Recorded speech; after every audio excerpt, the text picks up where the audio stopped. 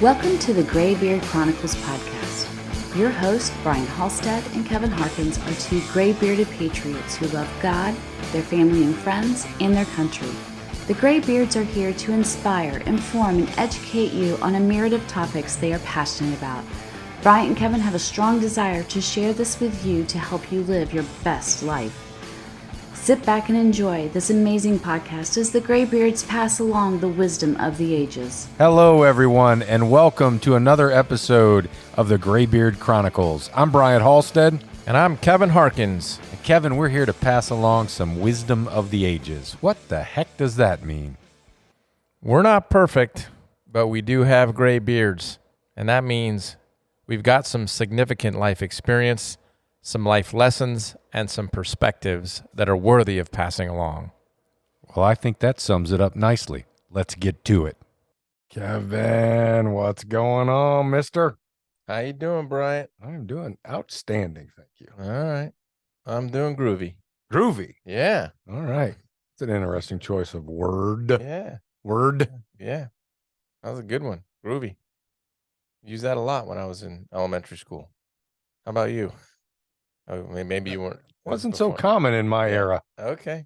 All right. I was maybe... You've missed out. I was like maybe 10 years behind the whole groovy movement. That was a good word. Groovy and far out and all that stuff. Yeah, that was. Yes. Very hippie of you. Yeah. Well, Yeah. It's nice. That was a long time ago. It was. There are still people that use that regularly in their vocabulary, and they're cool. Mm-hmm. Cool words. Yeah, I agree. All's well with you? Yeah, man. All is well. All right. What's new and exciting with you? Just living the dream. That's it. Get up every day. As I often say. Oh, I'm starting to come up with a rhyme here, like a poem. If I keep going, I might be anyway. So now that you said that, this just popped into my head, something I watched today, and I can't give the guy credit that whose video this was because I didn't actually get it. But the question he was asking these two folks that he had on this interview was, if I gave you $1 million right now, today, no strings attached, $1 million cash, would you take it? Is there an alternative? No, there's no catch here. I mean, you could say no, but it's free money. What would you say to that if I were to give you $1 million cash, just free and clear? I don't have enough information to be able to answer the question. No strings attached. I don't. Who's the person? Why are they giving it to me? What's completely legal? Somebody just wants to gift you $1 million. No strings attached. Somebody that, whatever reason, they're very wealthy. They just want to give you $1 million. There's got to be a string. There's a string somewhere. With me here. Okay. All right. Yeah. Of course I would take it. All right. So what if I were to increase it to $10 million? Yeah. And throw out this stipulation or requirement, okay. right? So 10 million. Yeah. And today is your last day. This is the last day you're guaranteed on this planet. This is it. No wake up for you tomorrow. $10 million. Nope. No way. No? No. Really? No. So are you saying that waking up in the morning, any morning, is worth more than $10 million to you? Of course. Yeah, absolutely. Yes. Yeah. Without hesitation. So the question was, and the realization that these people had that were engaging in this conversation with this guy was, yeah, we don't really actually think about it like that, right? So, do you think about that when you wake up in the morning, that you would rather have this day, this new day, this wake up that God gifted you? You'd rather have that than $10 million. I like it. And do you act like that? Yeah. On a daily basis? That's a great point. That is a great point. I like it. Yeah. I'm glad. I thought it was a cool video. That's a cool video. Yeah. Yeah. Something to think about.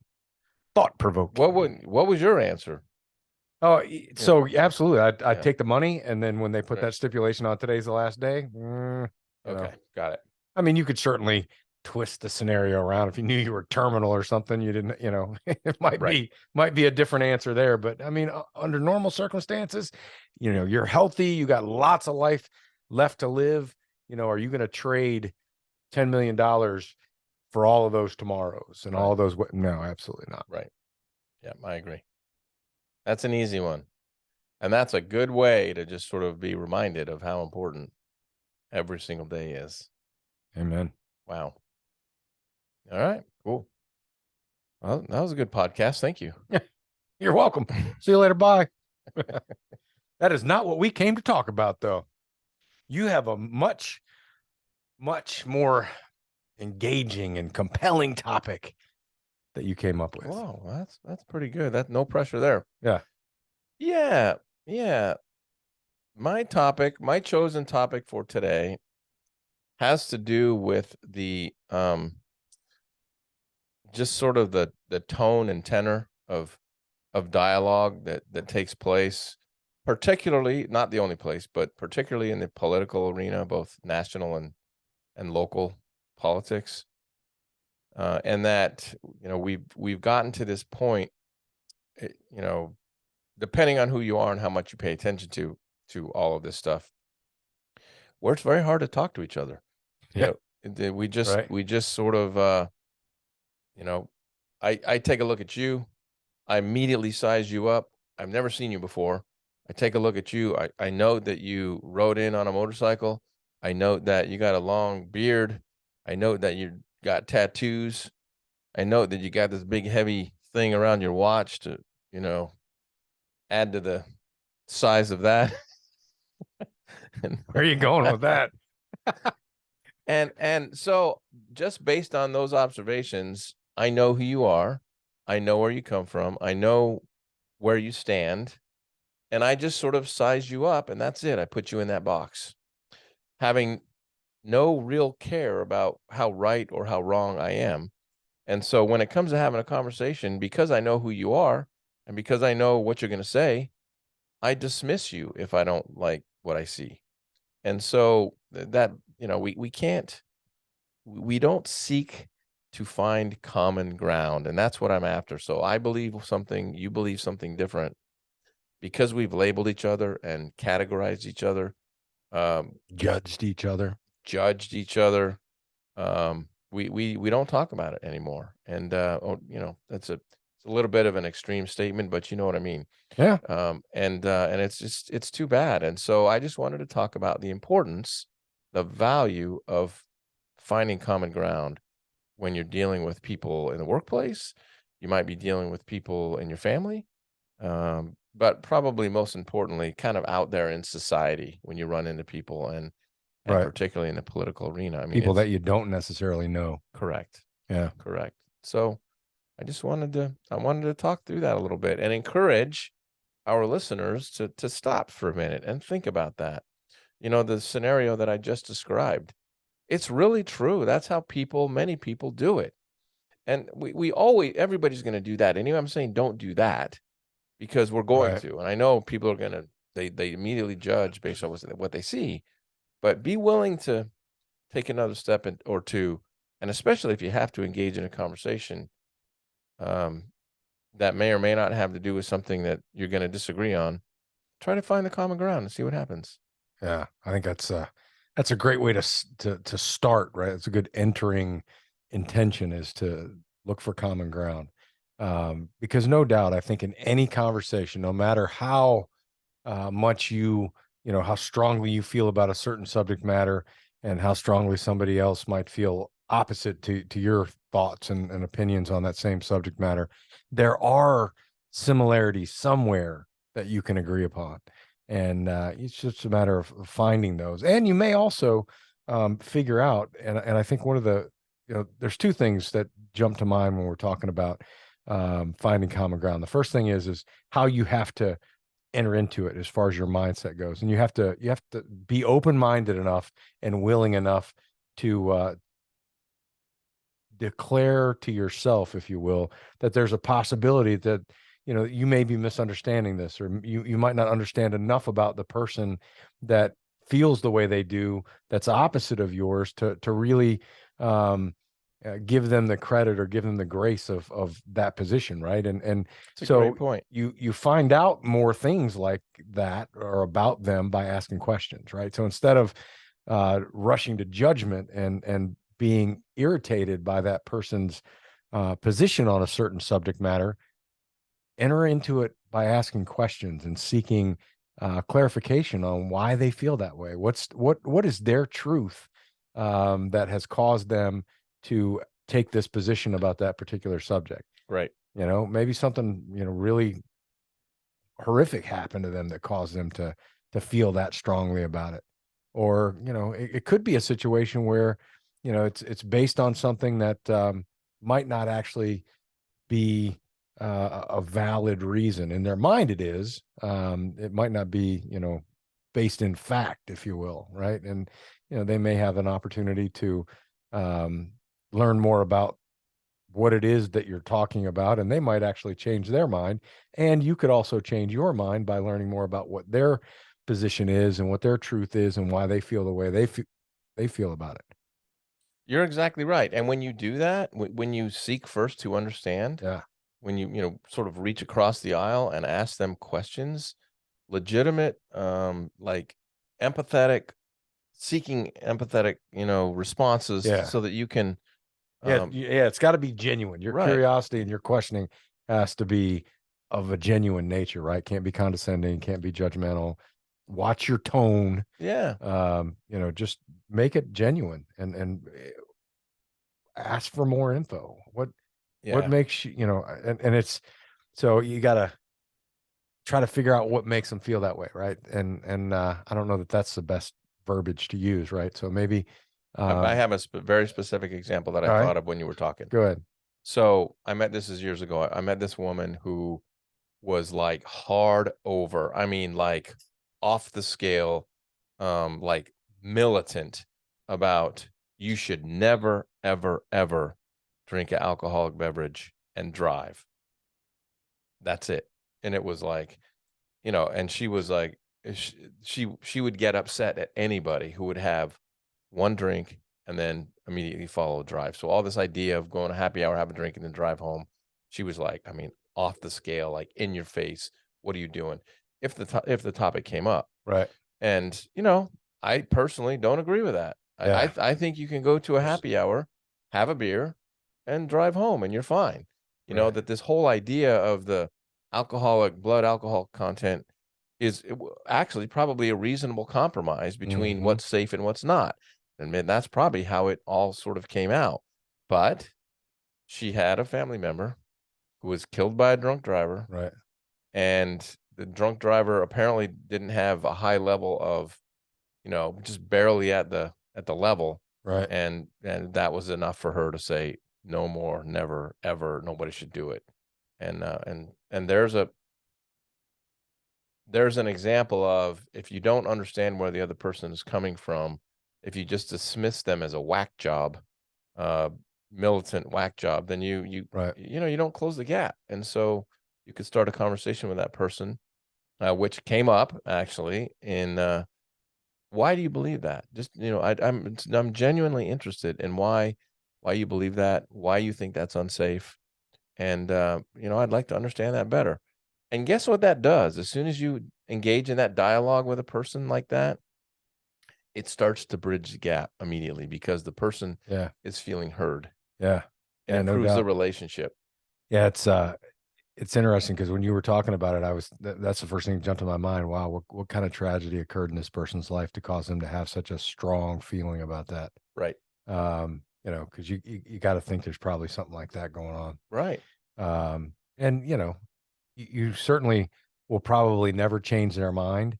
And at the same time, you might share information with them that, helps them understand it differently. If you have some, subject matter expertise about, what blood alcohol levels do and so on. And they are a guideline, right? And they didn't just pick those numbers arbitrarily, right? So there was some testing that has gone on and some statistics that were evaluated. But now I will also say, based on personal experience, I've seen people that were well under the legal limit that were impaired to such a degree that they were charged with driving under the influence and convicted.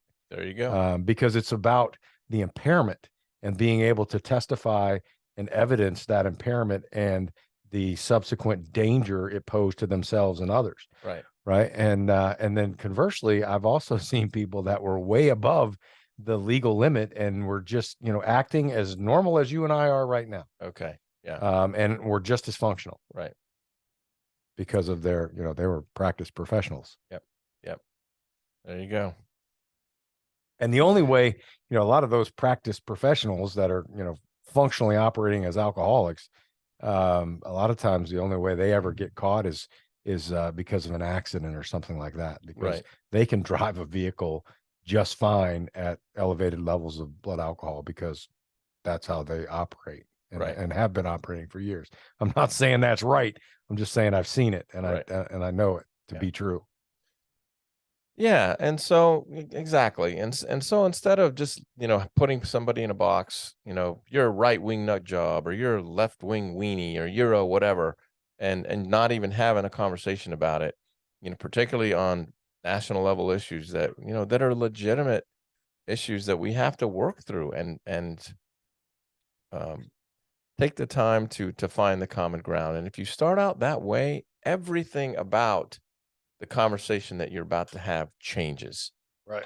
It's not, it's not this clash from the very first moment of the conversation where and if both parties go in with the possible outcome that we are just simply not going to agree on this issue, we probably can find common ground, because there's almost always common ground. Right.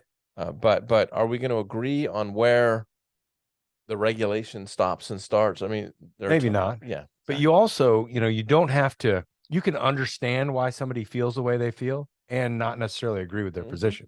So understanding and giving them that grace doesn't mean that you're agreeing with them. Right. And I think that's a misconception sometimes that people have. Well, if I understand them, then I'm agreeing with them. No, that's not true. Yeah. You can understand their position and what may have caused them to come to that conclusion and feel that way, and at the same time not agree with their position.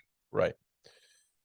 And it's kind of like validating them. You know what I mean? No, you're right. And what you just said, I'm not sure why it reminded me of it, but the thing that's important when you're seeking common ground with somebody else is to first of all really know what you stand for and why you stand for it, so that you can talk about it and articulate it. Yeah, that's a great point. Make sure before you start asking people questions, you have your own answers to those same questions. Exactly. Yeah, that's a valid point.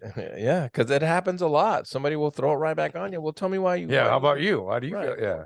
And you kind of know, but if you have not ever taken the time to really think through it in your head and be prepared, so on those big issues, whatever the big issue is. Right. And these are your questions. So you've got an advanced warning of what they are. So make sure you have good answers for them. Right. And here's a catchy, you know how I am about acronyms and little phrases and so on. Here's one that can stick with you. Right. So when you're dealing with scenarios like this, be an asker, not an asshole. Okay. Right. Askers ask questions. Right. Want to know more. Right. Seek to understand. Respect the positions of others and try to get a better idea of why they feel that way. Right. Assholes, they rush to judgment. There you go. They're closed-minded. Yep. And don't have any interest in what the other person has to say. They just want to drive their point and their position down that other person's throat. Right. Be an asker, not an asshole. Right. This conversation actually reminds me of, and I'll bring it up again. I brought it up before. When we were doing the podcast, I don't know, 2.5 years ago, about all that was going on after the George Floyd thing, and we were talking to Apollonia and Melvin and Anthony, and Apollonia actually said during the podcast, it was very revealing to me. She said, I'm reaching out to you to understand where you're coming from, because at the end of the day, we all just have to get along. Yeah. That was very powerful. We just have to be able to figure out how to live with each other. Right.